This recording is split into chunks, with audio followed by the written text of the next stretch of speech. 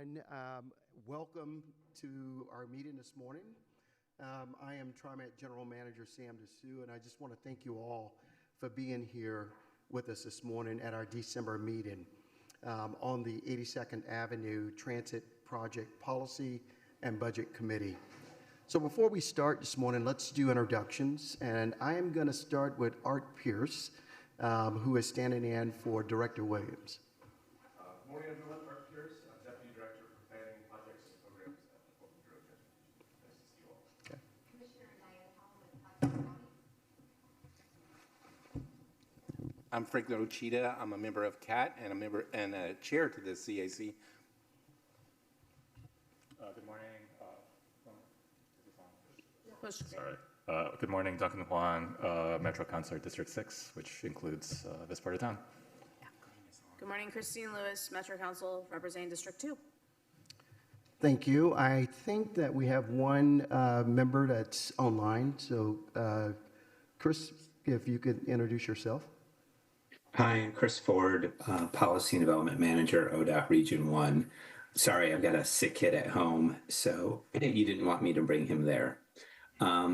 Just to let you know, I could hear some of the committee members, but not all of them. And of course, I don't know who I couldn't hear. I know I couldn't hear Art, so it's kind of a mixed bag. I'm not really sure what you can do about that, but just I will only be able to hear part of the conversation. Yep. We'll remember to push the button as we're going through this. That was a user error. Yeah. I can hear you now, Art. So, well, good job on the tech fix. Okay, thank you, everyone. We have some really exceptional news to share with you this morning regarding our pursuit of federal money for this project, or what many of us refer to as CIG, which is Capital Investment Grant. The 82nd Avenue Transit Project has received a CIG rating of a medium high from the FTA. And this rating means that all of our good work has collectively demonstrated to our federal funder that we are on a path to readiness to advance the project. There cannot be a more important milestone reached at this point in the project. So really want to thank the staff that worked on this and all of our partner jurisdictions who are supporting and advancing this project. We truly appreciate your efforts. Also want to have a special thanks this month not only for achieving the medium high rating, but also for the very hard work again that you've all put in over the last couple of months here.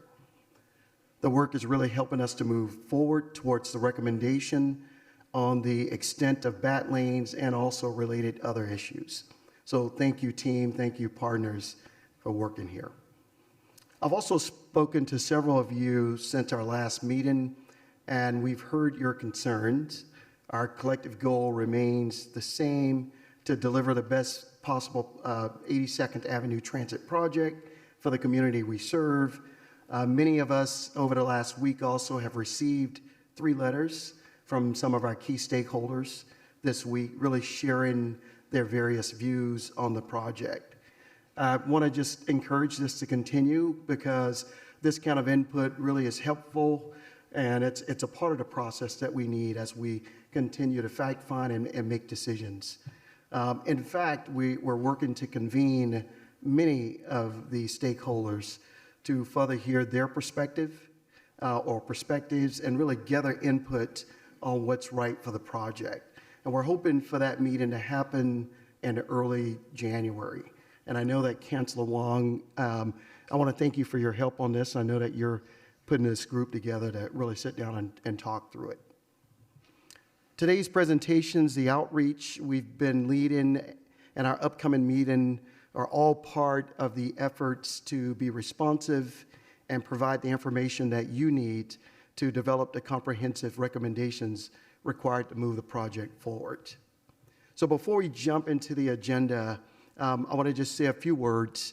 I want to start by saying how deeply important that the 82nd Avenue Transit Project is to me personally, and also to TriMet. And I want to just reiterate that the 82nd Avenue project is a regional effort with all of our partners, Metro, the City of Portland, ODOT, and Clackamas County. as well as the important voice of our communities represented by the CAC. So all of our Policy and Budget Committee members and the jurisdictions and constituents you represent are committed to success on this project. But let me be clear, I'm absolutely a supporter of BAT lanes. As I stated at the TriMet board meeting, the project's tight budget and federal funding timeline have created some constraints, but those constraints do not reflect my commitment or TriMet's commitment for this innovative tool for transit reliability. One of the key contributions to this committee makes is helping us collectively solve the challenges that affect the project. BAT lanes are just one of the challenges that we are facing with. I've asked the Policy and Budget Committee to develop a recommendation that fully considers the complexity of different BAT lane scenarios for this project. So what I need from the committee, I need from you is to do a couple things. I need a recommendation from the committee that meets the moment for this project. One that not only addresses the extent of the BAT lanes, but also considers regulatory requirements, construction challenges, business concerns, and community exceptions, and of course, the budget implications that we're going to be faced with. So figuring out how to tackle these issues is the work that we all need to do together as this committee. BAT lanes are more than just paint on the ground. The recommendations need to include commitments that set us up for a successful project implementation and really help maintain our CIG rating. And I will rely on the committee informed recommendations to really guide my decision. And I understand that staff has proposed a timeline with the recommendation coming in February. So you'll hear more about that meeting cadence today, and we welcome your input on whether the sequence provides the right opportunities and information for the committee to develop that recommendation. So I just want to pause here from the committee standpoint. Are there any questions before we jump into the agenda today? Anything online? Okay. Let's take a look at the agenda as we move forward here. First up, I heard this committee's desire for a broader understanding about the investment and the vision for the future of 82nd Avenue. So this morning, we have invited Jeff Owens from Clackamas County and Zachary Lordenson from 82nd Avenue Coalition and the CAC, and Kristen Hull and Lisa Obwolf and Ryan Singer from the City of Portland to provide an overview of the interconnected work in the corridor. We will then spend some time talking about our project approach on how each meeting helps the committee build a recommendation on the path forward. And then we'll have a very short update on outreach efforts. So you should have received a community outreach and engagement report, which provides more insight into the coordinated efforts since January. We will then spend time discussing the evaluation criteria this committee requested, and during this section of the agenda, we will have time for discussions with the main questions being, are we on the right track? Did the staff from Metro, ODOT, City of Portland, and TriMet get the assessment right? We will then close out our meeting with the public comment.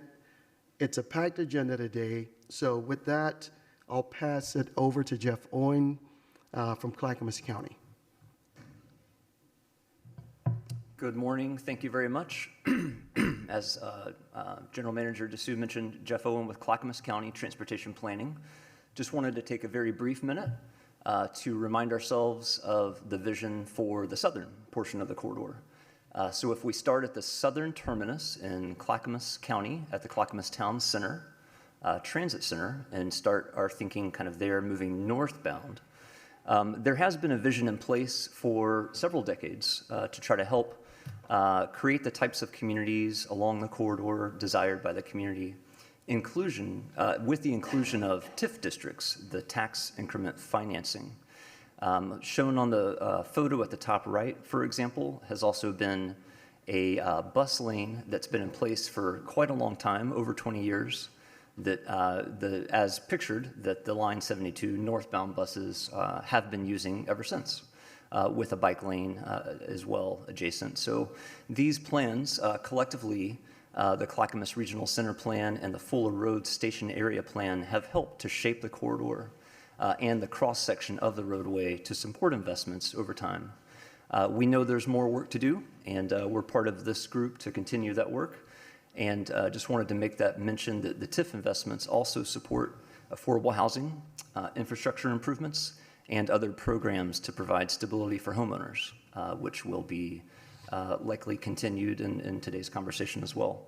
So just wanted to provide that very brief reminder if we kind of focus on the southern end of the corridor, and want to thank the Oregon Department of Transportation as well, for their investments in what we kind of call segment 4 on the southern end, for these investments that are pictured on the screen, and recent sidewalk improvements as well.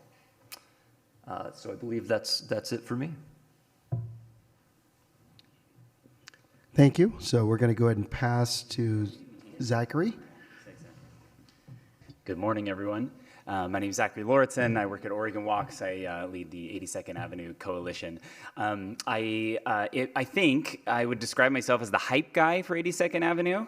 There's so many amazing things that are going on 82nd Avenue, and I think we all know that there are some public things that people are very aware of that are challenging about the corridor, right? Like, we know it's a heat island. We know air quality is a concern. One of the main reasons the corridor was transferred was because it's incredibly dangerous to pedestrians, but also motorcyclists, cyclists, drivers, etc. So we know there's challenges, but I like to remind people that there's incredible things up and down the corridor, from businesses to restaurants to schools to neighborhoods to Mount Tabor to Rocky Butte to the Jade District. I mean, the list is on and on. I found one this morning, which was the library here at PCC. I've been to so many meetings, and go check it out. It's an amazing facility, and it's open to the public. So 82nd Avenue has so many incredible potential and also awesome things that are happening right now.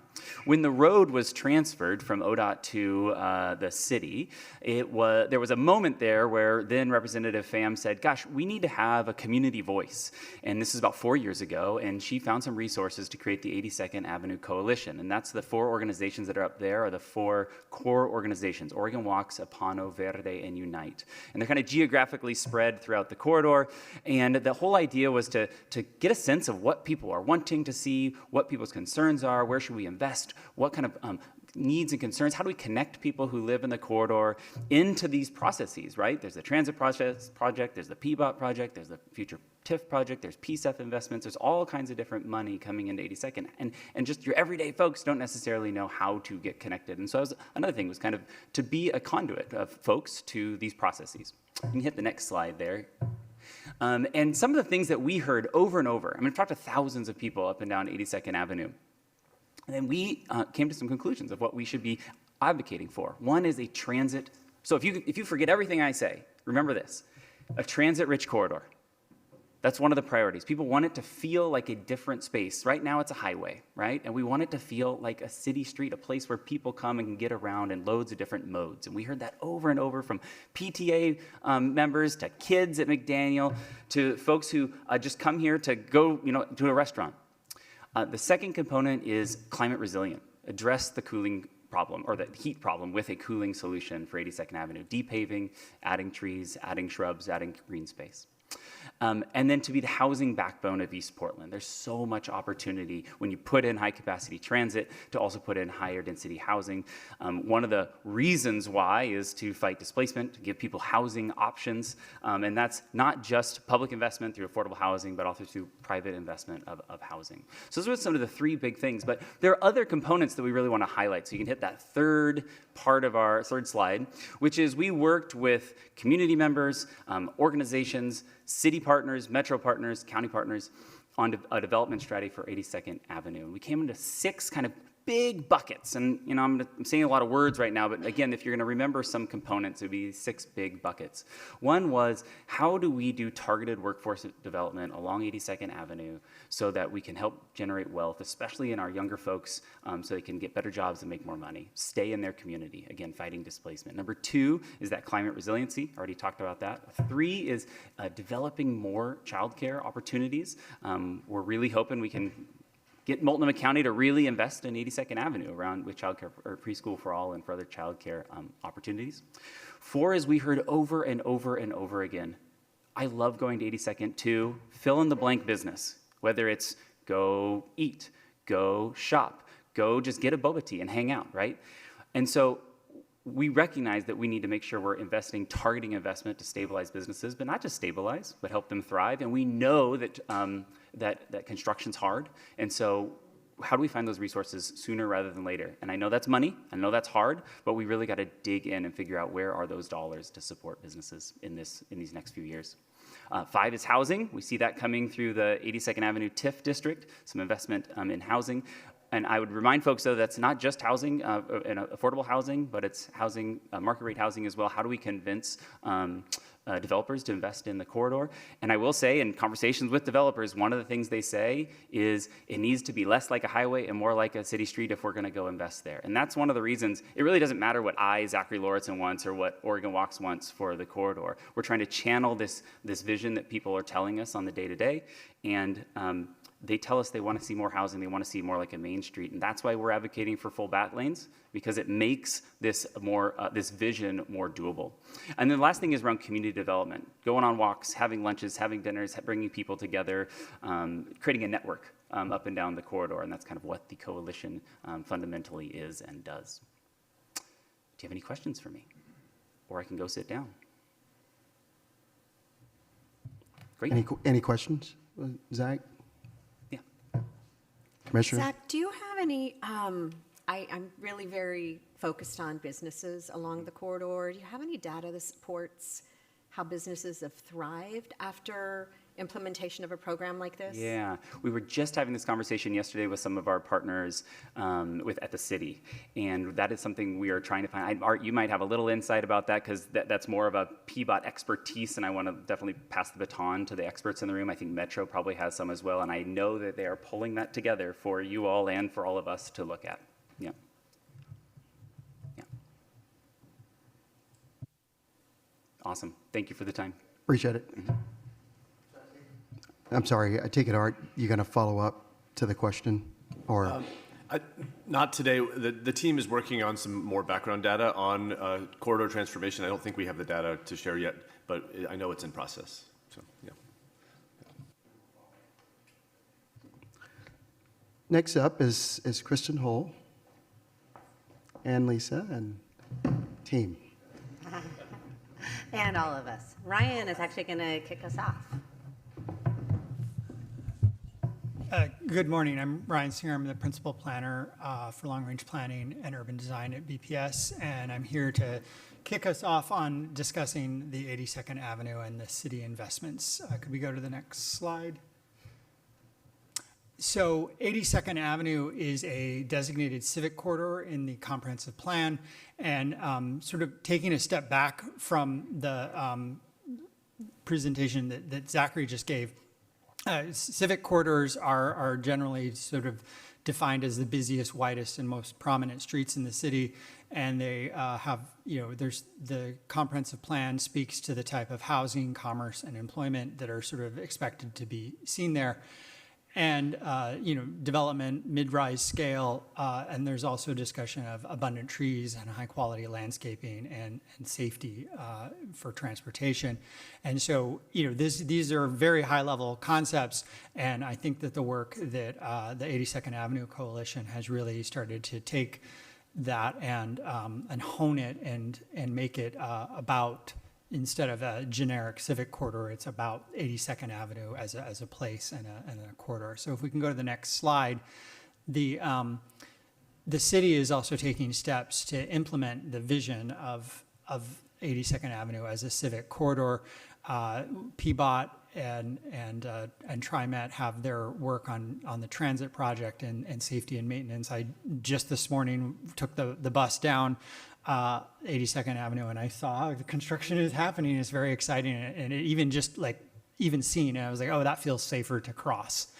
And then they're thinking about greenway projects, and then of course Lisa will speak to the TIF district on 82nd Avenue. And for our part at BPS, we continue to sort of think about how to implement the comprehensive plan. If we could go to the next slide. The comprehensive plan implementation tool mainly is zoning and land use. And along 82nd Avenue, most of the zoning allows mixed use, mid-rise, 4 to 6 story buildings along the corridor. And recent development has been, focused in the neighborhood centers. We're right across the street from some more recent development that occurred that was mid-rise.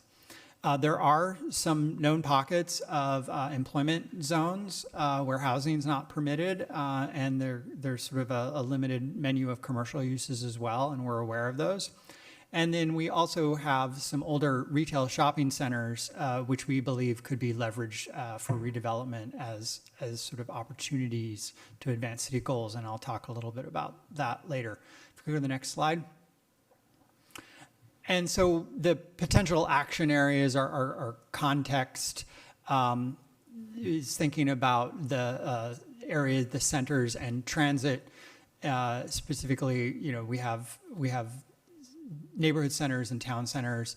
And then as the transit project develops, we'll work with TriMet and PBOT to think about aligning the zoning around those transit stops. For the most part, it is there, but we think there can be more refinement as those develop. And then, of course, we'll work with Prosper and the TIF action committees to ensure that the goals of the TIF are being supported by the regulations that are in place. If we could go to the next slide.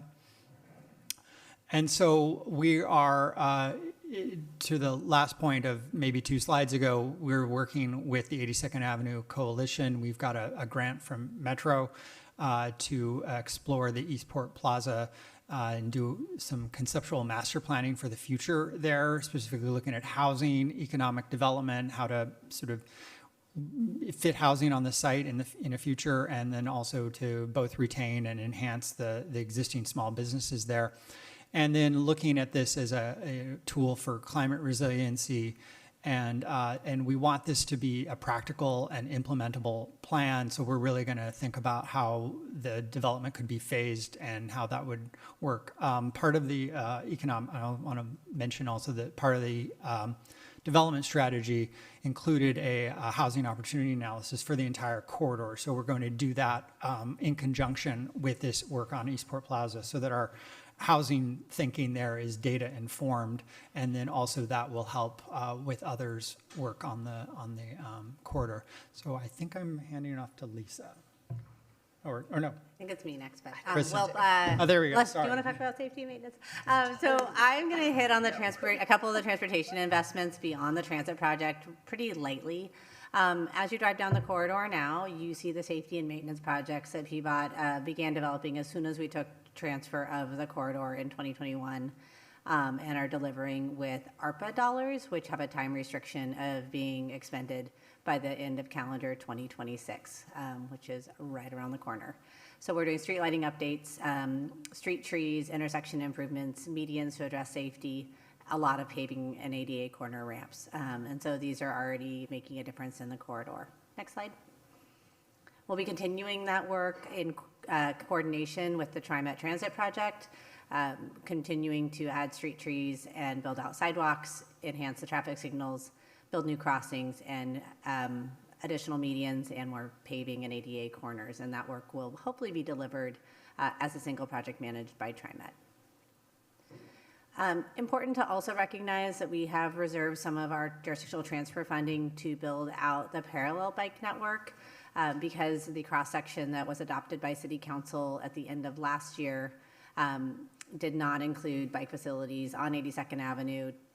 We have decided to invest in the bike ladder, which really means the parallel Greenway network, and the crossings of the corridor to meet our city bicycle policies and goals. With that, I'm going to hand it to Lisa. Sounds good. Good morning. I'm Lisa Aboif. I'm the Director of Development and Investment with Prosper Portland, and I'm going to try and kind of integrate in a little bit of an answer to your earlier question around business development. So first, I want to just start with honoring we're in a new generation of TIF districts. One of the important, I'm going to talk a little bit about some of the things we're doing differently with this generation. I'm going to start with just lifting up the Neighborhood Prosperity Network work that Prosper's been doing in partnership with individual NPNs, we call them. So I will use that acronym as key partners in community. This work started probably about 5 to 10 years ago. And in fact, one of the things that's really important about this new generation of TIF districts is each of the TIF districts, you will note, is actually anchored with an NPN. So when we think about the 82nd Avenue TIF district, it's actually anchored around the Jade district. And the NPNs are actually a program, again, that we started. We actually support the Jade district as an entity. So the Prosper Portland, through general fund dollars, supports them as an entity. They then provide those services that you see on the right, where they do offer direct business development support to the small businesses within that particular portion of 82nd Avenue. They also have the ability to provide some workforce training connections for folks who are in community, to connect not just to kind of workforce opportunities on public construction projects, but in fact connect them through to training programs. And then they were actually micro TIF districts when they first launched, and so they had a small amount of direct business grants. To get to your question, it is not about the transportation improvements, but in fact, we did a corridor analysis as part of Advance Portland that actually showed that where there were NPNs, the corridors were actually more stable coming out of the pandemic than other corridors throughout our city. So again, the NPN partners, organizational partners, as well as EPAP were really important partners as we launched into exploration process of, do we want new TIF districts in East Portland? And through that year-long process, the answer was yes. That came out of community groups actually taking a vote. So we convened a steering committee and a working group to be with us during the exploration process. If we go to the next slide. What that resulted in was council approval just over a year ago of 3 new TIF districts in East Portland. So you see those in the darker blue. Oh, Sumner Park Road should be in the darker blue, but the 3 new ones are 82nd Avenue, East 205, which you see runs all the way to the boundary with Gresham, and then Sumner Park Rose. I'm going to spend today talking about 82nd Avenue. What you see on the left is those working groups that were within those areas, so representatives of businesses, community organizations, residents, et cetera, helped us literally draw block by block what was in the TIF district, what was not in the TIF district, a very intentional conversation. They also helped us identify what is eligible for TIF investment within the plan. So you see that over the life, the 20, 30-year life of the district, it will have about $425 million available to spend in the district. And then they also identified the specific priorities. So you see economic and urban development, clearly infrastructure. I think there was a lot of interest in infrastructure improvements that could complement some of what is happening at the regional scale. And again, we have a 45% set aside for affordable housing via tax increment finance in partnership with our Housing Bureau. So if we go to the next slide. These are some of the things we heard when we were out doing our engagement in parallel and in partnership with some of the work that Zachary mentioned earlier, which is clearly kind of the importance of home ownership and home repair, the opportunity to complement some of the infrastructure improvements they're bringing, the opportunity to redevelop or remediate some of those larger sites that Ryan mentioned. Where can we invest in things like tree canopy that can address heat island? So you see a lot of similar themes, as well as serving the retailers and services. I think there's a lot of desire to kind of support certain retailers and businesses along the district and see some change in other areas. Next slide. So another thing that we did differently is we committed to what we call governance charters. Were actually approved by council when they approved the TIF plan. It committed the city of Portland to having a standing community leadership committee that is made up of community partners who will then identify 5-year investment priorities on a sequence of 5 years over the 30-year life of the TIF district. What you see in front of you here is the roster of the Community Leadership Committee that Council approved just in the past month or so. They will actually be our partners in writing the first 5-year action plan for the district that says, here are kind of the investments we want to see in this particular point in time. We know that may change over the life of the district. They are just getting started literally earlier this week. All of our CLCs for the 3 East Portland TIF districts went through like a kickoff and an early orientation. They will continue to do that orientation until February, and then they'll start their action planning work. And if we go to the next slide, it's the last slide, I promise. The next steps is, again, they kicked off this month. They'll start to do what the drafting action plans for the next 5 years. That will identify what their investment priorities are, making sure that we're capturing small business voices, aligning with some of the ideas that came out of the community-led development strategy. And then that action plan actually goes back to City Council for adoption either in late 2026 or early 2027. Thank you to all of our partners for providing the update on the investments and the future vision of 82nd. So I'll ask the committee, any questions? Councilor Long. Oh, thank you. And gosh, I want to thank TriMet just to start for being responsive. I know I had asked for this conversation around the vision for the corridor to help ground us, and to also have our project partners from Clackamas County and the city of Portland come. So I'm really glad we're able to have this conversation. And I want to thank the city staff for all the work. I was able to go to the TIF kickoff earlier this week, really excited for that whole process. And having worked on the Division Transit project, the tools and financing opportunities that exist really pale in comparison that we had 10 years ago. So it's really great to see, that investment and dedication to, the community visions. I think what I just really want to flag, having kind of gone through the development strategy and, conversations with the city of Portland, is we have some great tools available for things like bricks and sticks, for affordable housing, for transportation improvements. But I think what's really lacking is funding for supporting the small business community during construction. I think business owners are in construction right now on the corridor and will be until 2029. So I think that's where we really need that champion and political leadership from our city partners, is to step up and really, fund and, take seriously the concerns that we're hearing from the community. But we have such a compelling vision with so much buy-in. I think everyone's done kind of their own community engagement processes, and we've actually come up with very similar goals and objectives. So we do have this shared vision for the corridor, and I really hope that we focus on the best transit project here, but there's a lot of conversation that needs to be had with the city and other jurisdictional partners, such as the county, on how do we realize this incredible vision, and I'm psyched for that conversation. So no question, but just an acknowledgement that you all have done a lot of hard work, and the city's made a lot of investments, but we still need more. Thank you. Thank you, Councilor. Deputy Director Pierce. Really enjoyed the presentation. For me, I'm reminded just the number of years we've been talking about the potential of transformation on 82nd and change, and the early advocacy in the early 2000s that sort of began this journey, and how much we were contemplating the importance of synchronizing transportation investment with community activation and partnership, and the need for the economic development tools. And so I guess in reflection, I'm just really pleased that we were able to synchronize these various moves together, and so deeply appreciating the partnership from Prosper and from the Planning Bureau and the other partners.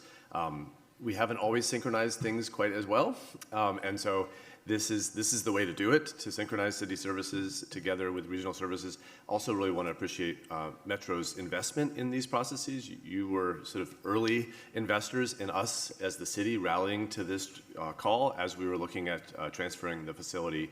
And so we really couldn't have done it without you. So really appreciate it. Any other follow-up? Okay, thank you very much. Now I will turn it to Michael Kaiser, Jesse Stemler, Shoshana Oppenheim to continue the presentation. To keep us on track, let's hold our questions until the end of the presentation where we'll have a robust discussion. To signal if you have questions, just tip your card or raise your hand. With that, Michael, Jesse, please proceed. Great. Thank you, Sam.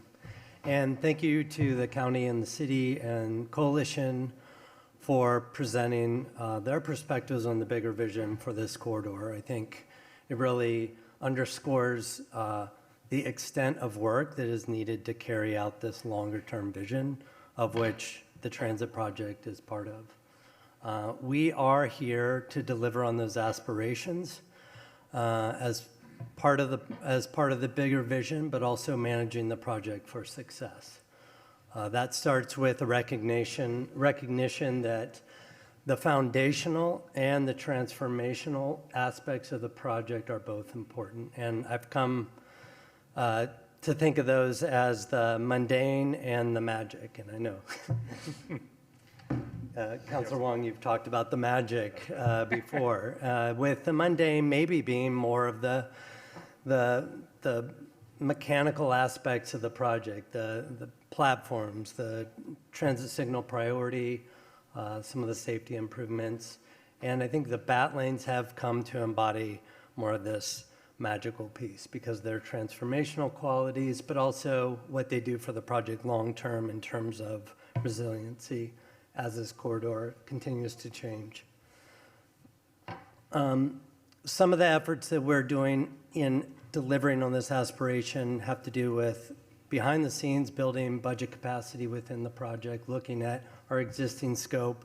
How can we deliver the same outcomes with more economical or efficient approaches?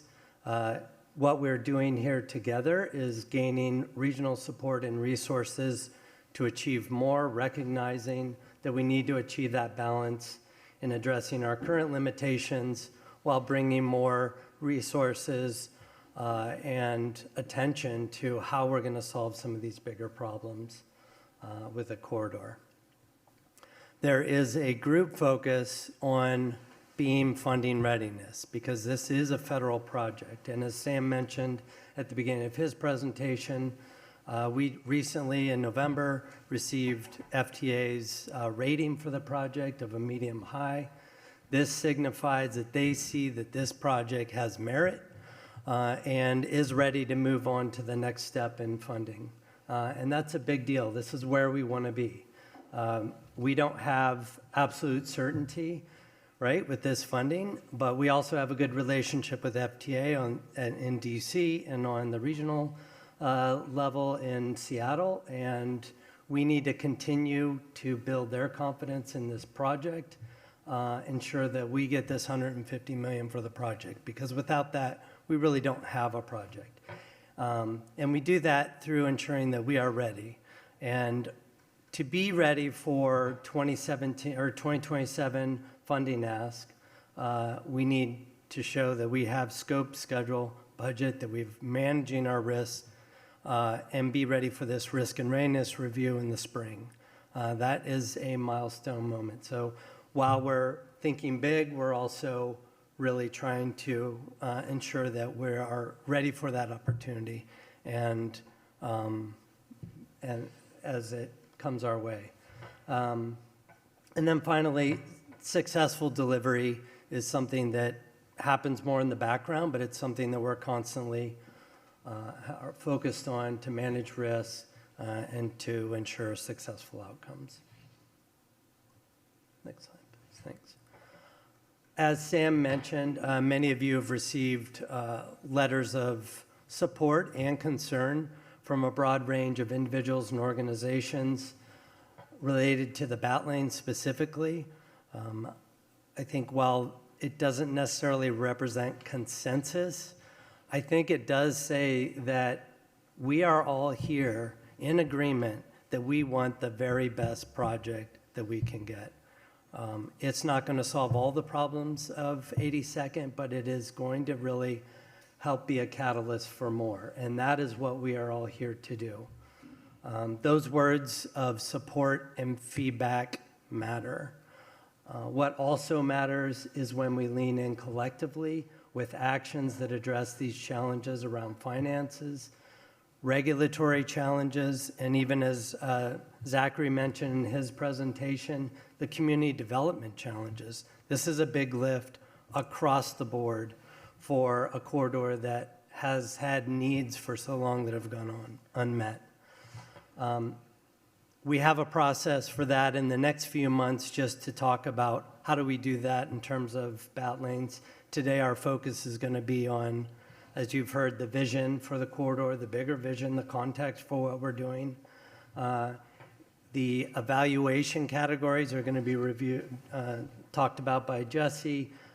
Next month, we'll do a deeper dive into those categories, look at ODOT regulations that become a challenge, and we have ideas for how we address those, and look at some BAT lane scenarios that we think start to pave the way for how we get to the best project possible. Those will be informed by this group, but also by the risks that we're trying to mitigate. And hopefully by then February, we are ready to hear a more concise recommendation or at least a target from this group for where we should be heading in terms of our design work, but also hear proposals on how we address these bigger challenges together. So with that, I'll hand it over to Shoshana to talk about, at a high level, some of the outreach work that we've done to date and how that informs our project. Yeah, thank you, Michael. Shoshana Oppenheim. I'm Community Affairs and Strategic Partnerships Manager at TriMet. It's a pleasure to be with you and have the opportunity to talk about some of our key takeaways from our community outreach efforts. So like Michael mentioned, you'll have a much deeper dive about community engagement in January, but since we recently provided you with a copy of our engagement report, we just wanted to give you some high-level takeaways and answer any questions that you might have.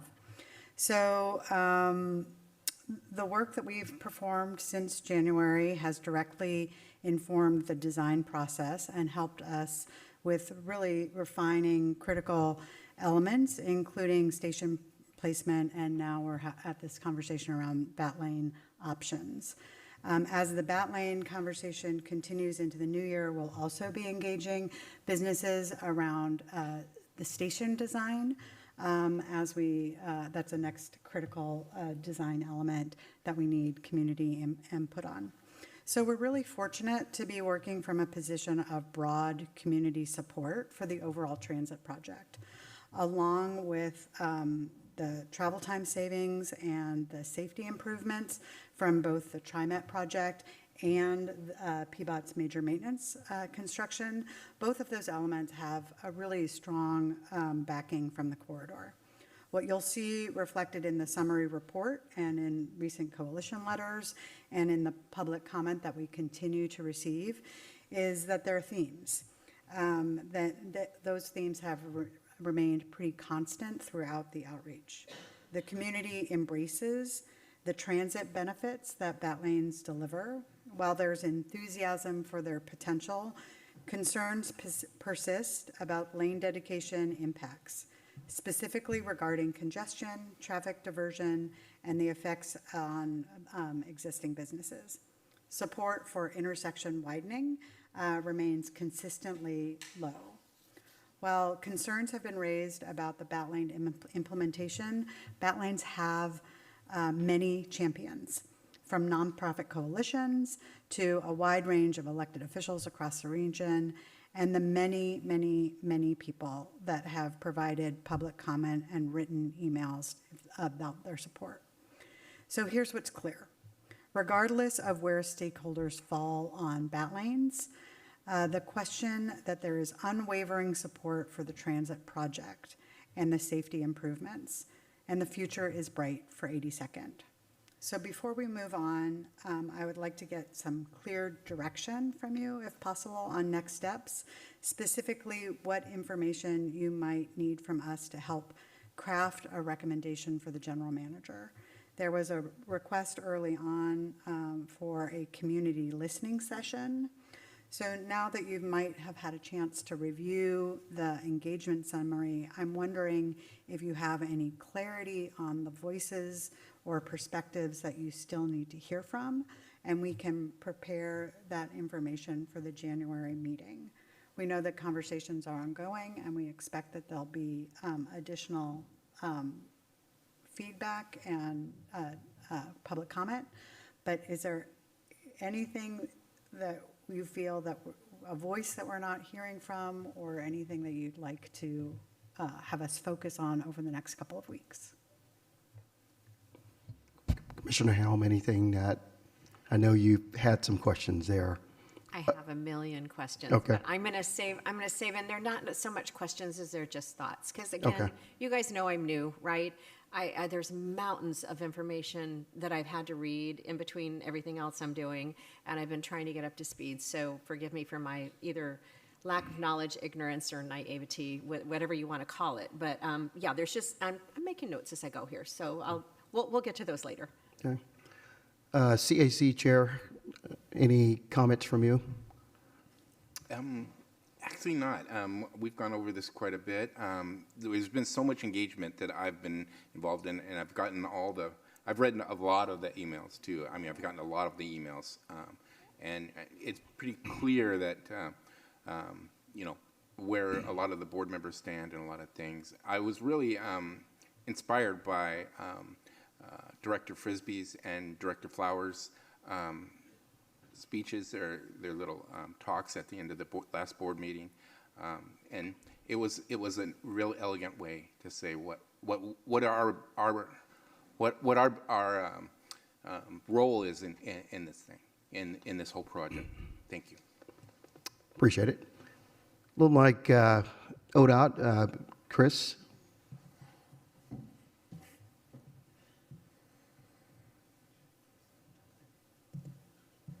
Any comments from you? No. Okay. And our councils with Metro, any comments? Thank you. Change is difficult. We all know that. I think there's a lot of amazing stuff coming. Like if you had told me 10 years ago when I've been working in this corridor that we'd have jurisdictional transfer in the TIF district for housing investments, that we'd have a transit project like this, I'd be like, oh, you're dreaming, but we're gonna try. And it's gonna be a moonshot. And here we are, and we're like moving towards implementation, which is really exciting. But I think we need to really think about how do we phase out that change management piece.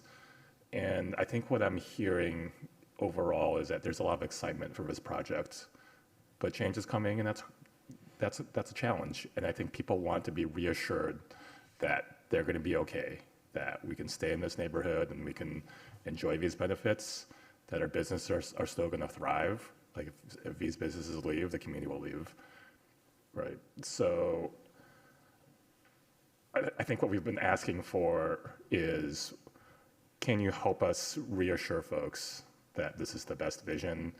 And I think part of that is providing data. And I think I've asked for this in previous policy and budget meetings, is like, what are our lessons from, Foster? What are our lessons from Division?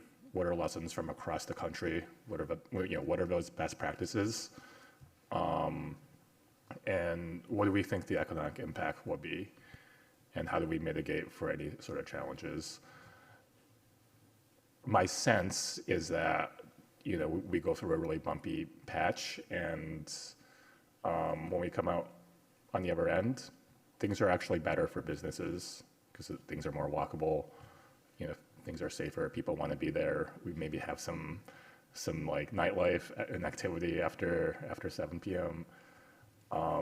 But like, how do we get there? Like, what are those best practices? And yeah, I think that's what people are just asking for, is just like, what is the economic impact? We need all these facts to really make that informed decision. So I'm hoping, our TriMet and city partners, and I don't know if our staff can work on that as well. But like, yeah, what are some case studies? What are some best practices? Like, how are other jurisdictions that are doing transit projects like this? How are they investing in mitigating? Like, I think that would just be really, really helpful when we have these community conversations more broadly, that, look, change is coming. It's gonna be tough. We gotta get through it together. Here's what we can do. We hear you.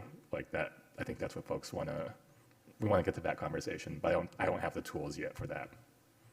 Yeah, and Councilor Wong, I can tell you we're working with Metro, City of Portland to really suss that out, to pull some of these case studies together. It's not going to be definitive, right? It'll be anecdotal, because every corridor is different, every city is different, and we don't want that to represent necessarily fact for what will happen. The reality is it is an unknown.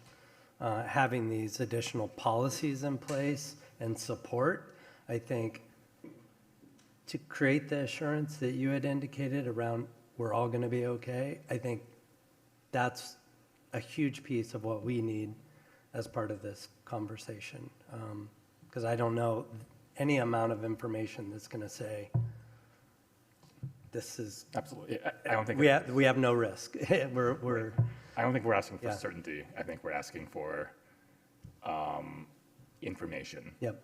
So that we can make those informed choices and really properly calculate risk and return. So I'm not asking for like 100%. This is how it's going to be.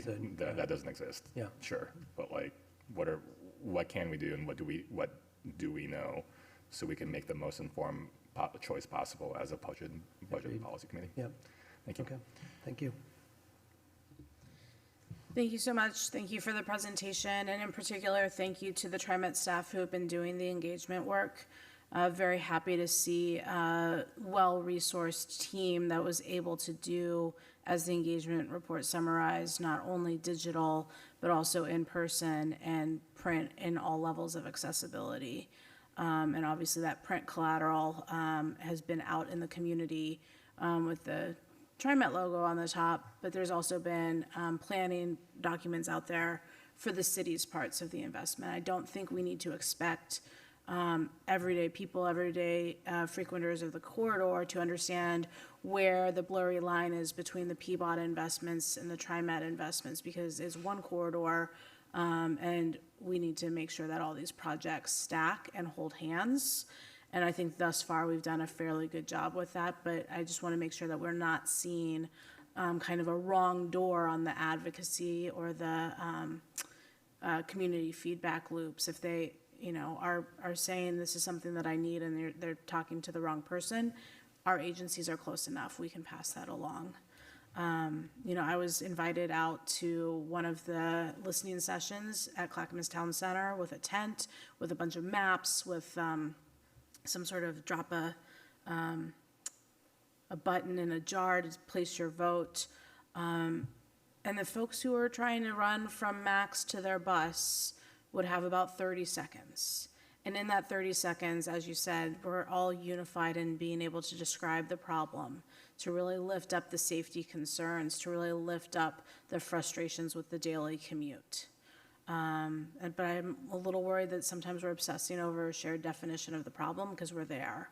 But this granularities between the differences of the choice that are in front of us, that I don't think community is able to give a granular enough perspective on, nor us in this exact moment. But that's why I'm happy to see what's coming next on our agenda, what's coming in the new year. And to answer your question with a finer point, I don't think we need another listening session. I think we just need to continue to have our ears open as we move kind of down in the funnel with more granular choices ahead of us. We have the engagement infrastructure, the report, and the work that's been done thus far is fantastic. So thank you. Right. Thank you so much. I think that that's clear. So we'll pivot more to supporting the data collection work and ensuring that you have the scenarios and anecdotal information. We'll pull back from the planning on the listening session and pivot our efforts there. Yep. Okay, thank you. That was really helpful. Okay, please continue.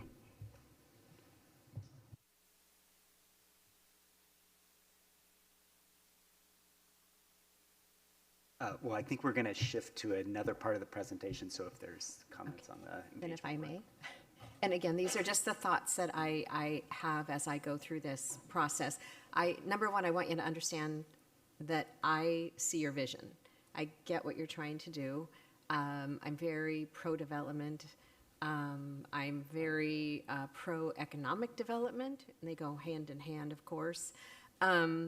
Some of my main concerns, as I've mentioned before, are the businesses along the corridor. And I think if you had the buy-in from that business community, this would be smooth sailing, right? This is, I think that's going to be your biggest hurdle. I'm sure some of you attended the Leadership Summit on Monday at the Convention Center, and the governor's newest priority now is economic development. Businesses are leaving Oregon.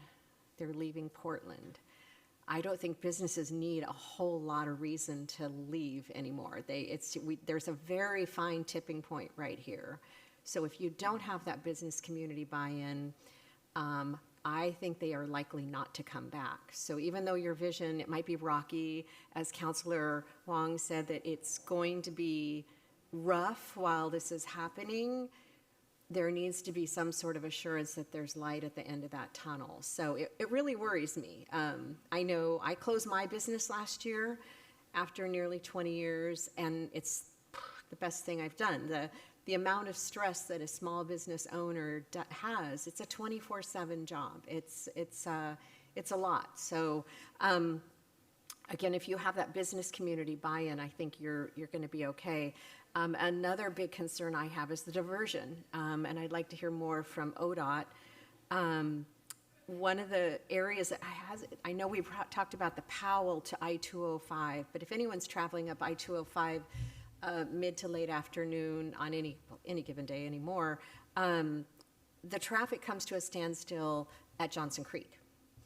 And that diversion going up Johnson Creek to I-205, even a tiny percent is going to put that back up on 205 clear down to, the Milwaukee exit on I-205. So again, that's a climate issue as well. That's traffic standstill.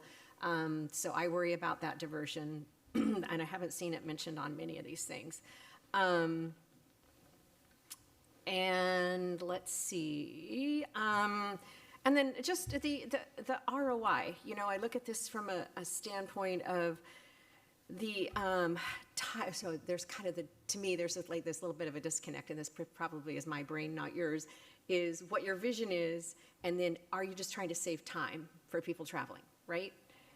That's kind of where I'm a little confused. But what I see on this is what happens if you have the current project design versus some BAT lanes versus more BAT lanes, and the amount of time saved, the benefits, it ends up being millions of dollars a minute.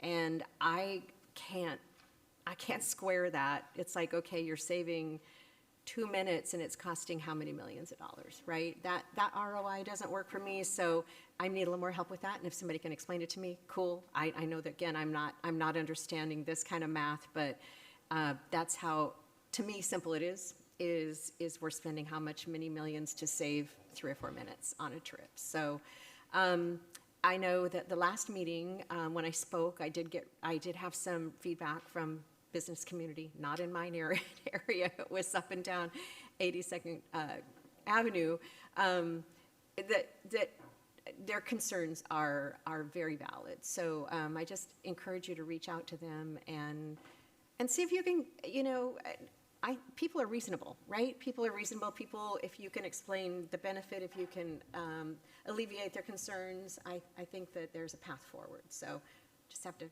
share those things from my new point of view.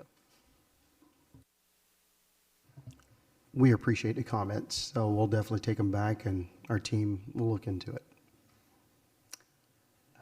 Thank you. My name is Jesse Stemler, Interim Project Director for the 82nd Avenue Transit Project with TriMet. Commissioner Helm, I think your comments are a great segue into the next portion of the presentation. We are going to be talking next about 8 primary categories that our project team, along with our partners, have been looking at in the consideration and looking at those trade-offs and benefits associated with BAT lanes. So we would like to spend the time today to walk through those categories and some of those subset of considerations. The intent today is not to do a robust report out on all the data related to these. What we would really like to hear from this group is, do these capture the concerns and considerations that you need, that you would need to make a recommendation? And we would love to hear the feedback, like the feedback Commissioner Helm, you had provided. That really helps us in making sure we come back with information that this group needs. So today, we're going to share the categories. I'm going to go through these relatively quickly. Again, the idea is that we want to get your feedback on these categories, make sure that we've captured all the right buckets. Our staff are currently in the process of finalizing a resource document for you all, which is a matrix that summarizes all of the high-level outputs associated with each of these considerations. So this will be a resource to you all soon after this meeting. After hearing your feedback, we are planning to distribute that to this group, which we think will hopefully be a really helpful resource to you. And as Michael said previously, in our January 16th policy and budget, where we're going next is we'll spend a little bit more time. We can talk about those details, flesh out any of those details that you would like, answer questions, so that you have that grounding and that understanding around the project. So this is the first of those categories that we'll be providing more information to you all. When we look at each of those categories, these are a comparison of the BAT lane scenarios that we've studied to date. And I think as this group is aware, for our study purposes, we looked at a no BAT scenario, so it's all the transit investments without a BAT lane within the corridor. A some BAT lane scenario, which is really segments of BAT lane at the north and southern sections of the city boundaries, and then a more BAT, which is essentially a full BAT lane within the city of Portland from Clatsop to Lombard. So in each of these categories, we will provide a comparison of what it means for benefits to transit. What does it mean in terms of transit travel times, reliability? Transit frequency is a constant, but we're providing that information so that you have that grounding. And what does it mean in terms of ridership growth? Next slide, please. We'll also provide information, again, a comparison of these scenarios in terms of what does it mean for pedestrian comfort, access, and safety? What does it mean in terms of having a BAT lane adjacent to a sidewalk configuration, and have a comparison for you all to see of those configurations. Next slide, please. What does it mean in terms of traffic flow and congestion? We know with different BAT lane scenarios, we see different types of delay at intersections, and that has implications on travel times for autos. So again, we will have a high-level distillation of the information that our analysis teams have been pulling together that gives you that comparison. What does it mean in terms of traffic volumes? We've been looking at traffic volume and diversion, not only just at the peak hour, and when we're talking about peak hour, we're talking about that time period between 5 and 6 p.m., but what does it mean throughout the day? We see more pronounced diversion, more pronounced traffic congestion, obviously at those peak hours, but it's not representative necessarily of what we see all day. So we have information about giving that comparison in terms of what it means for traffic volumes and diversion with each of these scenarios. Next slide, please. What does it mean in terms of business access and movement through corridor? As Councilor Wong had mentioned, seeing precedent study is really the next best thing to having some kind of market analysis, of business analysis. That is outside of the scope of the transit project, but we can describe in these different scenarios, what does it mean in terms of business access? And spoiler, the BAT lanes themselves doesn't change business access. The transit project will, as we do different improvements, we'll be making improvements, and we will be changing some of that access along with the Phase 2 project, but the BAT lanes themselves does not change that access.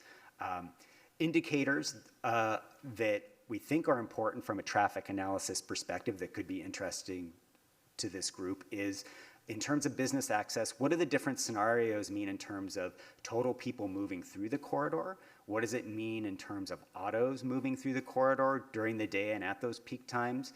Though those are not direct translations of what it will mean for business, we think it's something that, from a traffic perspective, is helpful for this group to understand. Next slide, please. And then project delivery and cost. Michael mentioned earlier, we are on this path for federal funding. We are doing all of the work now to make sure that we are demonstrating project readiness. So as we look at these different scenarios, how do they compare in terms of cost and budget? What does it mean in terms of schedule risk? What does it mean in terms of our readiness for federal funding? What it means for regulatory requirements, and maintenance and operational costs as well. So we'll provide some high-level information there for you as well. And then last slide, there will be a very high-level wrap-up in this summary table of what we've heard to date. Really, that community engagement report that you received leading up to this meeting is really that more robust summary. So I would point to that, but this will give a high-level overview of the information that, and the feedback we have received to date. So those are the 8 categories that, with all of these subset of information that we're planning to provide to you. If we could go to the next slide. Just as a reminder, within these categories, they will be providing a comparison of what we've studied to date. And really, these scenarios have been bookends for evaluation. And it's been really helpful for us to look at and evaluate these bookends to understand, what does it mean from a traffic perspective? What does it mean in terms of cost and benefits and trade-offs? It has been a really great tool to be able to have Shoshana and her team and others go out and engage and get feedback. But one of the things I want to emphasize is that it doesn't necessarily represent the approach, right? And I think that's what we're doing, this group is doing, and helping us provide a recommendation. But we think these bookends and the evaluation of those bookends give us a really good indication of those benefits and trade-offs. Next slide, please. And I'm just going to quickly go through each of the scenarios just to remind us all of what they are and what they entail. So on one far end of the bookend is the project without BAT lanes. So essentially, it is a roadway treatment that looks very similar to today, with all of the transit investments associated with the transit project. Jeff Owen had mentioned the existing BAT lane within Clackamas County, about a half a mile between Monterey and King. So that would be the only BAT lane within this one bookend that we've been evaluating. Next slide, please. SUMBAT is kind of that mama bear. It's looking at converting outside of lane to BAT lanes in the northern and southern segments of Portland, about 6 miles total.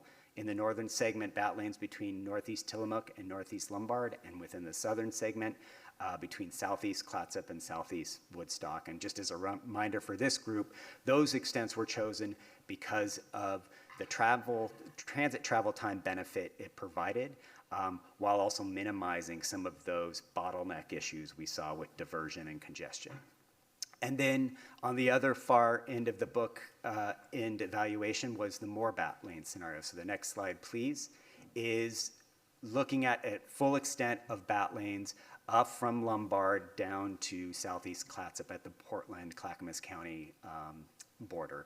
And so that would be, in this evaluation, a continuous bat lane.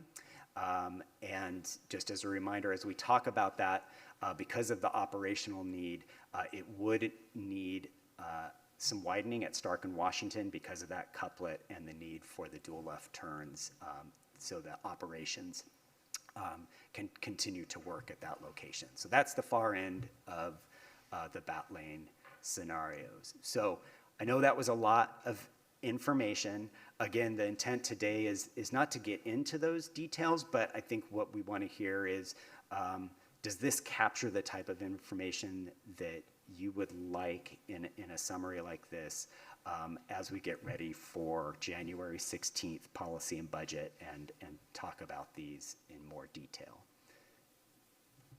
And then I'll turn it over to you, Sam, for remarks and questions. First of all, thank you both for the presentation, and Shoshana as well. Are there any general questions on this presentation? Art. Yeah, thank you for the presentation. I think that you're on the right track in this analysis. Makes a lot of sense. It seems like there might be the potential, as we're getting maybe further beyond this initial direction, for some more bat. In terms of as we're getting into the more nuance of the corridor design. How can the sort of feedback from this committee help inform that forthcoming design that is maybe somewhere in between these two sort of general concepts? Yeah. Thank you, Director Pierce. I think hearing, we know there are cost considerations. We know that there's widening at Stark and Washington. We know that that there are regulatory requirements at Powell and 82nd in particular that we will have to step through, and we know present challenges to the project. Right. So I think hearing from this group, where are those places where within the corridor bat lanes you see as being really important? I think more than that, understanding and hearing from you how we might work through those challenges, recognizing that we do have a cost that with more bat doesn't align with our budget. How might we address a condition where at an ODOT intersection we will not meet the VC, the vehicle capacity ratio, and we will not meet their standard? We're pretty confident of that. What is an acceptable alternative? And I think hearing from this group on what some of those ideas are and what we think are acceptable solutions will help us tremendously as we come back. And we would like to come back, thank you for mentioning it, in January with some conceptual ideas to respond and reflect some of the feedback we hear today. I guess one of the things I'm thinking about is when we worked on the interstate corridor, for instance, we transformed the inner 2 lanes to be where the light rail was functioning and went to a single vehicle lane. And one of the ethics there was trying to really minimize property acquisitions as much as possible to not end up needing to take full properties. It seems like some of those sort of considerations that we are maybe not fully daylighted here end up having ripple effects if we were to I guess maybe inadvertently direct you to acquire a number of properties as a result of telling you to do the full bat lane. So some of those sort of property acquisition trade-offs just might be worth daylighting. And next month, I think the scenario building is intended to daylight those things. And I think a general acceptance and willingness of this group to say, yeah, that risk is too big to bear. These bookends are abstract, right? We have to go through the design process to see exactly where we're going to land. But if everyone feels like, rebuilding the Powell intersection and maybe the interchange with 205 at Powell is too much, then we can look at options where we pull it back from the intersection and say, does that seem acceptable? We're still going with the ethic of a more robust bat, but it's modified to address concerns, risks, et cetera. Thank you, Councilor Wong. Yeah, remember to turn that on. Okay.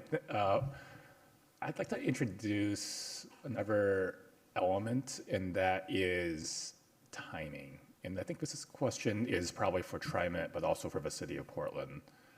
Like, I know we're in the business of change management in a lot of ways.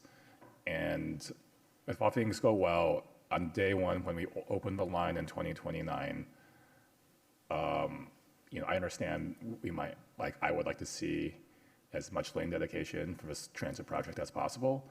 But I understand, since we're managing that change, what is the process and consideration for phasing in bat lanes over time? Like, is that even I'm sure it's physically possible, but if we want to be strategic about that, what are the pros and cons of that? And does it significantly change project expense? Because one thing I've learned working on this corridor is we're not done after one thing.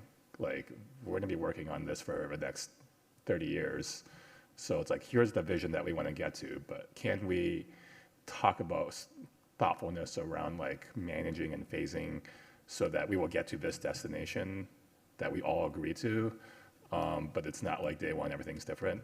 I don't know. I just wanted to throw that out there for conversation and see kind of what the regulatory and kind of practical barriers are, if that was even an option, and if the city could do that. I don't know. But Yeah, I can speak to it maybe in terms of the project, and you could speak to it a little bit in design, but I don't think that's a bad idea. It allows us to kind of pilot and understand and then add incrementally over time. It helps with that transition. What the project can cover would need to come now, but it doesn't preclude building on that foundation that we build here. It becomes harder if it has significant infrastructure requirements or property acquisition in the future, because we simply don't know where is that money going to come from. It's a heavier lift, right? But simply adding bat lanes over time, I think is something that's very viable and doable. We want to look at how those get funded in the future. we talked about a $450 million TIF district that funds infrastructure. That absolutely could fold into that. So not a bad idea from the project and the funding perspective. Just to be clear, you can't take a CIG, some of the CIG and pay it forward or bank it for the future.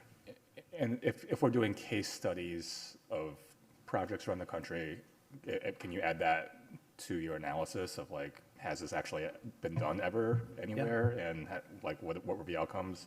I don't want to be in a world where we say we're going to do it and then we never do it, right? So that's a trade-off of an approach like that. So I'd really like to balance that change management piece versus we just said we're going to do it, but it never gets done.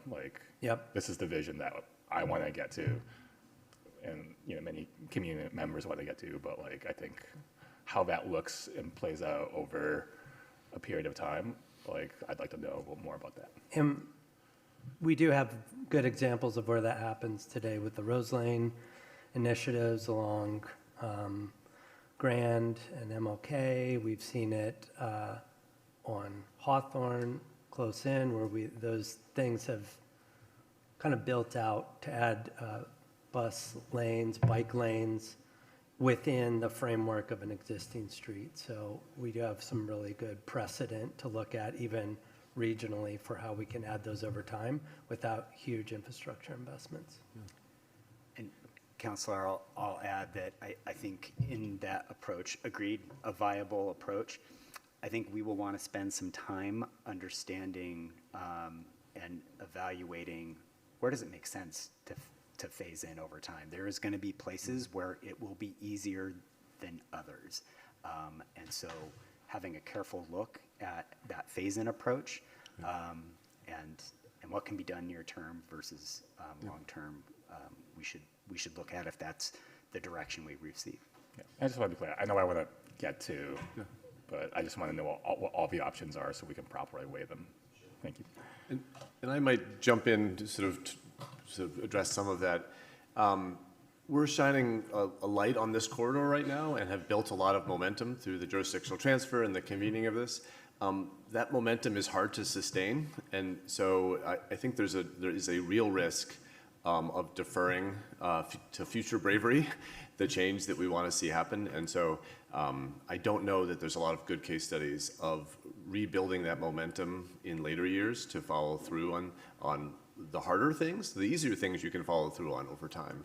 But I think that's certainly something we should be considering as we're giving this direction now, is making sure that we're getting as far as we can in realizing the vision now. Unless there's substantial change to ODOT's regulatory perspective on this, that probably won't change over time, their context of Powell, for instance. But it could produce cost savings, for instance, to not address Stark Washington right now. We would just have to know how might that future project happen. So we're placing a future project list perhaps onto the TIF district or other partners that we would then have to rally that funding for and wouldn't have the federal match. So the deferring leads to a future set of people, probably not us, trying to take on that unfinished business and see if they can get it over the finish line. So thank you. Councilor Lewis. Sure, thank you so much. Looking over the kind of factors, I think you're bringing forward the right framework. When we mention travel speed, or the time it takes to travel through the corridor, I want to focus in on that being a value and a good in and of itself, but more critical for me is how that is an ingredient to get to both dependability and to frequency of service. And obviously there's some complex math that the modelers know about that I will never know about, and that is okay. But when we come back in a month, I would like to see that ingredient listed for its own right, as well as kind of some estimation without getting to that like 90% design, but just where you're seeing frequency be affected by each of these bookends, as you're calling them. So yes, to time it's going to take to travel the corridor, but make sure to not lose track of the frequency and the dependability. Because I think at the end of the day, if we're putting this investment on the road, yes, it is to make sure that people can get from where they are to where they're going as quickly as possible, but it's the ease of use that is going to win ridership, which is a big goal of this project. Councilors, can I just have a clarifying question? Yeah. So right now, we're planning for 10-minute frequency along the corridor. I don't know that we will maintain that, whatever the traffic conditions are. You will maintain that no matter what the traffic conditions? I mean, that is the intent operationally. Now, I just wanted to understand, is your goal to then say what would trigger more frequency as a line?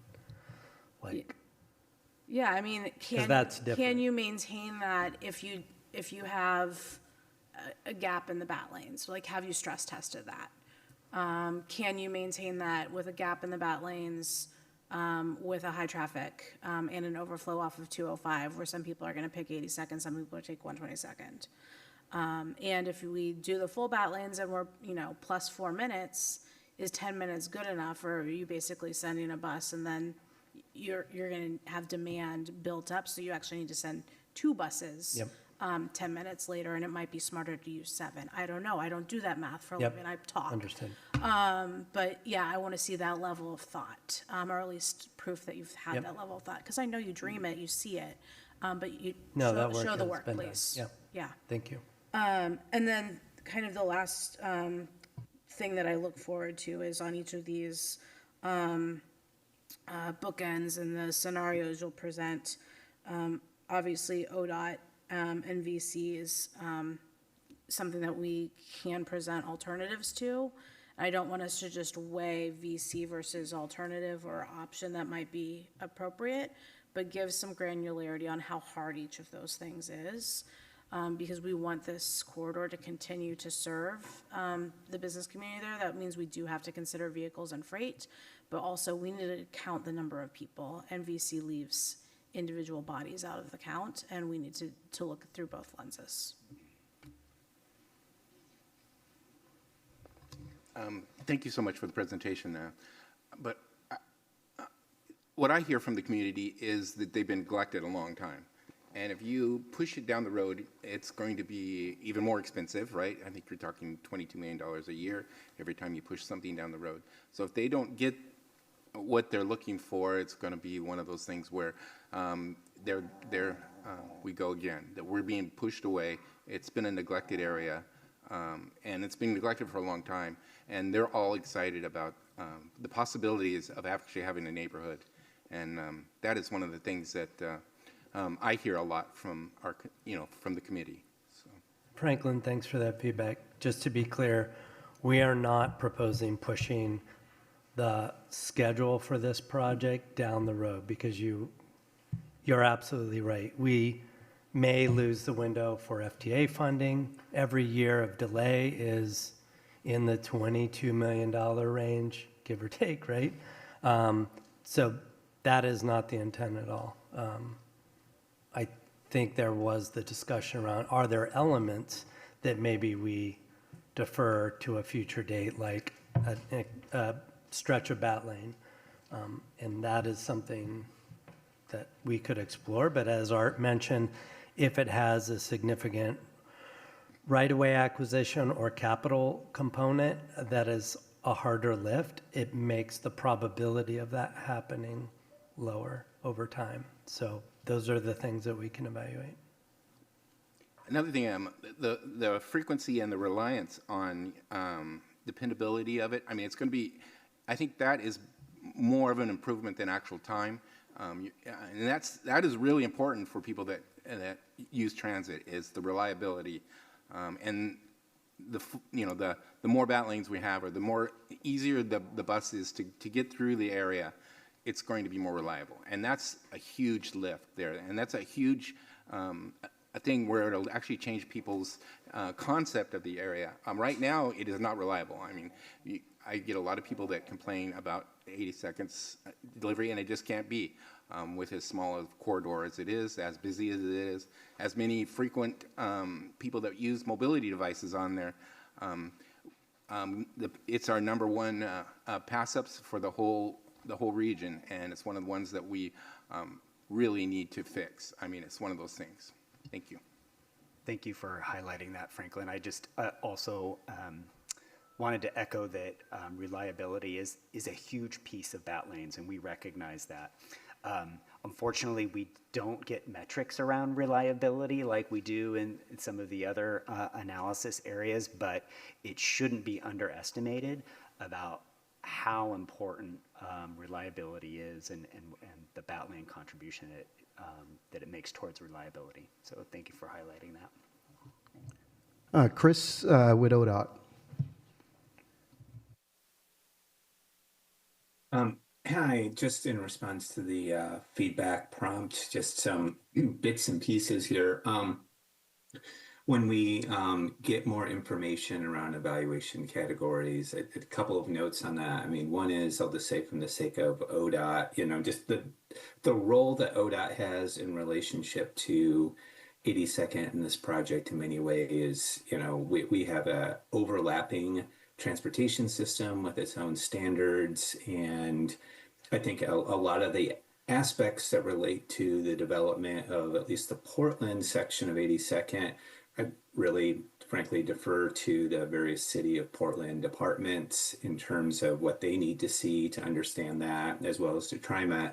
But we want to make sure, so one thing is what we're really looking at is the effects of bat lanes of various amounts on the function and the safety of the ODOT system, which is US 30 bypass, US 26, and I-205. So while there is, a lot of really good information here around the development of the corridor and trying to keep us, on a strictly regulatory viewpoint on everything, because I do have to do that, and then I'll just defer to others on the rest.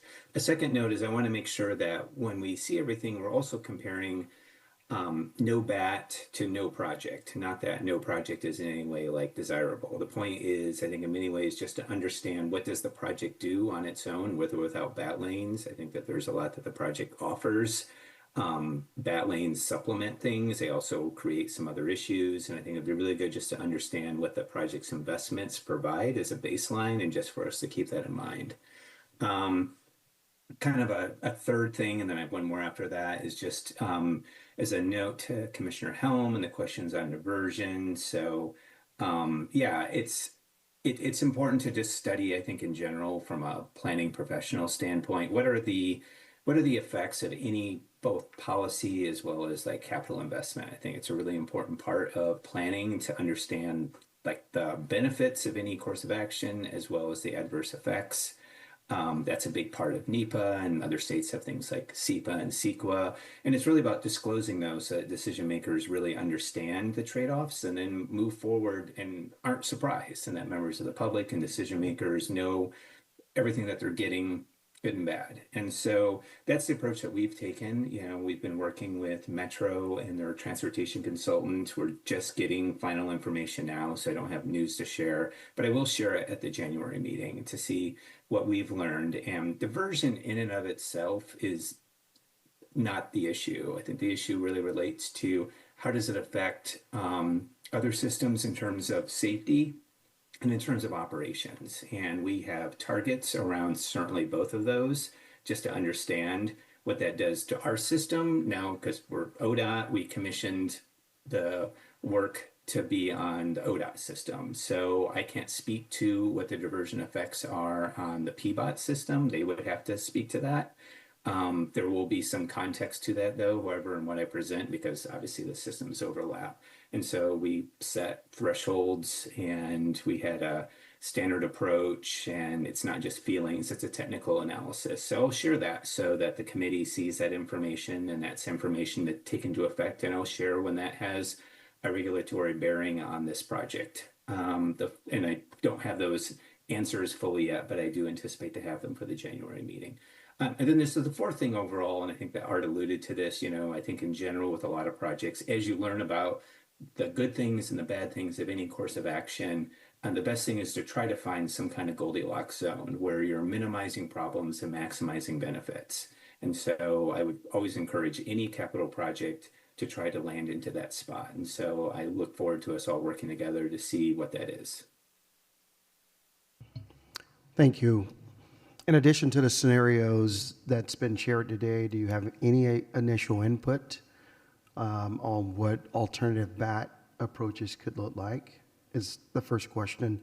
And then second one, is there any additional information you may need leading up to a recommendation? Just wanted to pause for a moment.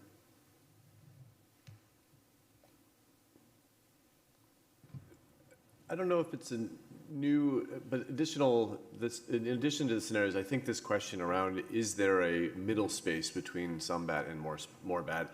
And what are the policy guidelines that this group might give TriMet to pursue that Goldilocks, so that we're giving policy direction, not final engineering direction, on what might be the edges to that approach. We don't want to see property acquisition beyond X, whatever the sort of, like, here are the types of things we don't want this to result in, diversion or delay beyond X amount, or something that we may be able to give you some overall approach guidelines that lead us to something that gives us the confidence that you'll sort of understand our overall policy direction, and then you're able to pursue through the engineering process the details of that. So I don't know the best way of teeing that up, but I think that feels like that might be a useful guidance for us to give. Yeah, I appreciate that. And I think we're not looking for absolute precision, right? And we're not asking you to be the technical experts. We're hoping that the scenarios can help provide options for you to say, this is our target, this seems reasonable. And then we go pursue that through the design process and come back and report on how we're doing. Because until we design it, we don't know all the fatal flaws or the opportunities. So I appreciate that. Okay, well, thank you for the questions and to staff for answering questions. Thanks for the guidance as well. I think we had a robust conversation today, and we're going to continue to advance the project. So let's just move directly to public comment.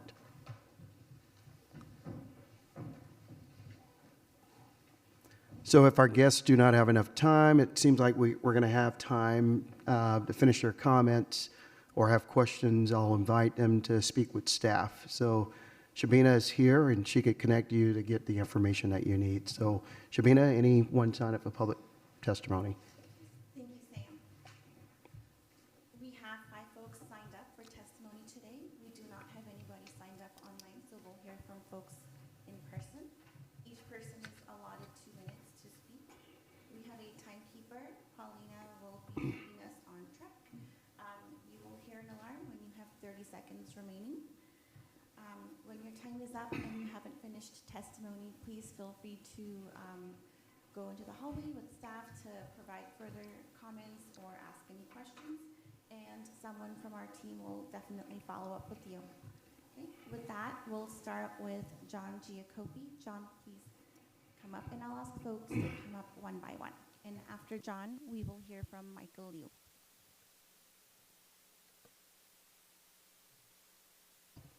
All right, am I live? Excellent. Good morning, members of the committee. My name is John Giacoppi. I'm a South Tabor resident. I live just down the block here in the Tabor East Apartments.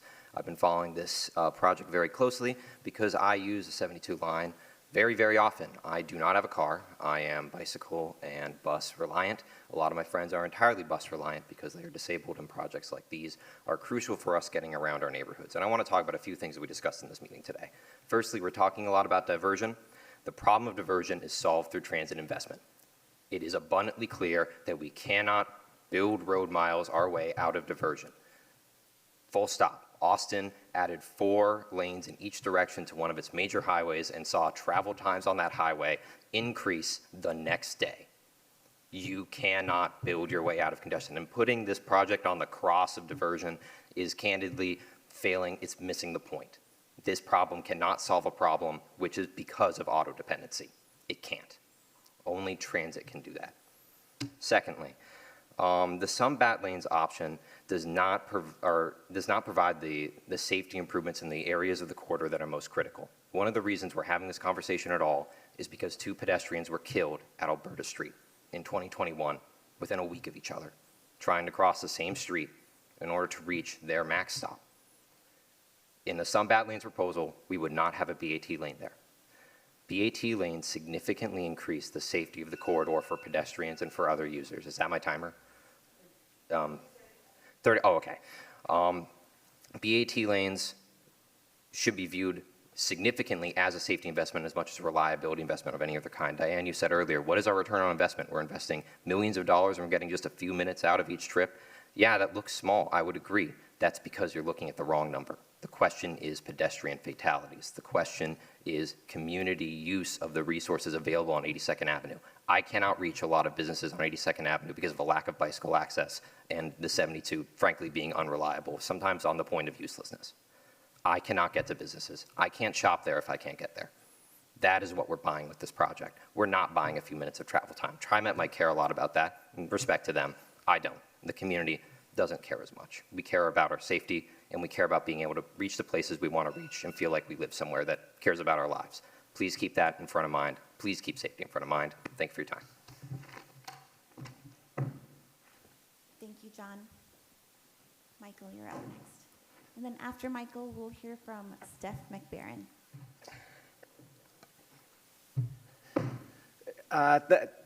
Thanks, Jim DeSouza and the rest of the Policy and Budget Committee. For those that don't know me, my name is Michael Liu, and I'm the owner and operator of Fubon Shopping Center. I want to begin by thanking TriMet and PBOT for the time they've taken to engage with community members and businesses as we've all tried to understand the core transit project and the conversations around potential bat lanes on 82nd Avenue. Your willingness to answer questions has meant a great deal to many of us along the corridor. I also want to acknowledge that even with differing views in this room, there is broad agreement on the value of the improvements already included in the core transit project. The modernized stations, safer crossings, upgraded priority signals, cleaner, higher capacity buses, and better reliability are widely seen as meaningful steps forward for this corridor. These are important upgrades that many of us have waited years to see. The conversation around BAT lanes reflects the fact that people come to this corridor with different day-to-day experiences and priorities. Some community members focus on transit reliability, while others, like many businesses along 82nd, are thinking about access, visibility, and customer patterns. All of these perspectives come from people who care about the future of the corridor, even if our experiences lead us to notice different things. Right now, the lived experience for many small businesses is shaped by the construction already underway. Driveways are constrained, signages is blocked, visibility is limited, and customers often avoid the corridor because of delays and confusion. For longstanding family-run, immigrant-owned businesses, many still recovering from the pandemic, these impacts are real. When businesses express concern about adding more changes on top of this, it isn't about resisting progress. It's about trying to stay stable while navigating multiple overlapping challenges. And I think it's important to push back gently on the idea that this corridor remains the same if BAT lanes were not added immediately. The core transit project brings substantial improvements that will reshape transit service and safety conditions on their own. These upgrades deserve the opportunity to take hold so we can clearly understand their effects on travel patterns and safety, ridership, and the economic health of the corridor. With that, since I'm out of time, I will end, but I have a little bit more. I'll turn in my rest of my testimony. Thank you.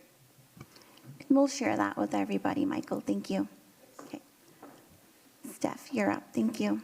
And then after Steph, we'll hear from Sarah Iannarone.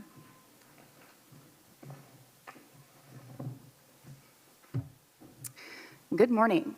My name is Steph McMarron. I am both a local resident of the neighborhood and a member of the Democratic Socialists of America.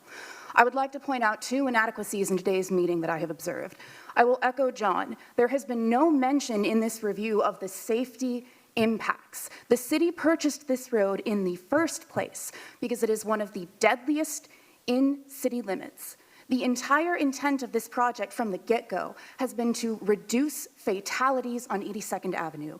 It is frankly unforgivable that that was not mentioned at any point in the course of this meeting. This is to prevent death and injury. This project is meant to save lives. That is an important factor that must be considered moving forward. I would also like to echo a second inadequacy I've observed today. There has been much mention of businesses. Business, small business, and local business have been used interchangeably within this discussion. But there are corporate business interests along 82nd Avenue. McDonald's and Kentucky Fried Chicken are a different beast than King's Bakery and the T4 Tea Shop. This distinction must also be noted moving forward. Local businesses owned by local residents must be given help and support through the construction process. McDonald's does not need that financial assistance. So I would urge the council to keep these things in mind moving forward. We are here to help people prevent life-altering injury and death, which occurs on a regular basis along the avenue as it stands, and we are here to support local business. Do not allow corporate interest to wear its face. Thank you for your time, thank you for your patience, and thank you for your efforts on an issue that is this sticky because the people of Portland care about Portland, as do you. Thank you for your time. Check. Thank you, Steph. Sarah, please come up. Okay. And then after Sarah, finally, we'll hear from Becky Hawkins. Hi, everybody. Sarah Iannarone. I chair the state's jurisdictional transfer advisory committee. I'm also executive director of the Street Trust. I think 2 minutes is too short for this, given the number of people signed up. I'm just going to say that. I'm serious. This is really important. You made us wait for 2 hours for 2 minutes. I also going to preface this that I live here at 82nd and Foster. I was there when Dick Schleifer had neon signs up and down that road begging us that it was going to destroy all the businesses. I invite you to come take a walk with me. It's vibrant, better than ever before. And his business is doing just fine. So this notion that we can't have good things that get people moving and have great small business community, it's false. Also, I owned a business out here for 15 years. Never once saw the PBA. They never came to champion my work. It was my community along my corridors who walked to my business on snow days people visiting the community center by bike, who fought for us to get bike staples by our business, who supported my small business. That's on top of my testimony, so maybe I should just get it moving. But literally, when Ashton and I, when he was at Oregon Walks, fought after those traffic fatalities for this jurisdictional transfer, one of the reasons we're not in the community coalition, I didn't think that the transit was going to be the issue. I thought it was going to be housing and gentrification. I thought, we did this, Portland. We got this JT. Now we've got the chance to get the 72 bus that we always wanted, right? I didn't think that we were going to be having to spend down resources fighting for basics, which we've known for decades has the high ROI. Metro has the studies. This is silly. What are we doing? We have the data. Even New York City, look at the data out of congestion pricing. 5% bump to foot traffic inside the congestion zone compared to 1 outside of it. The data is global. All of this stuff, we are arguing around the edges of something that we just need to get done.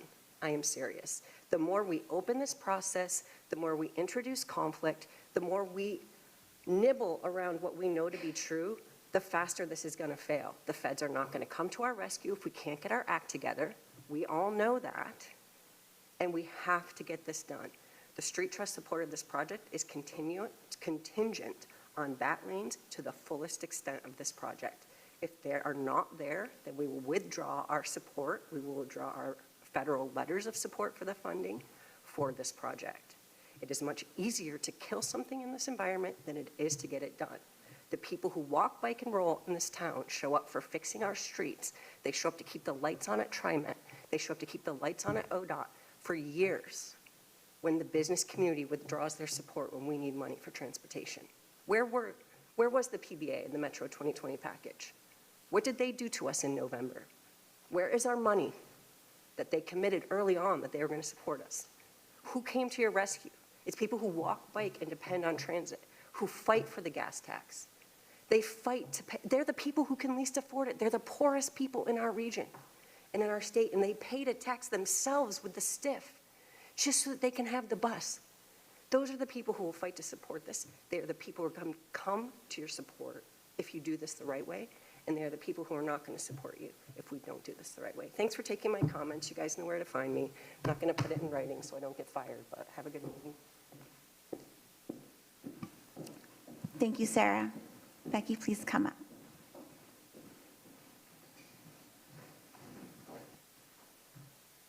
Hi, my name is Becky Hawkins. I think some of you heard from me at the last meeting, so I'm here mostly to pass on things that I've heard from my friends who live closer to 82nd than I do.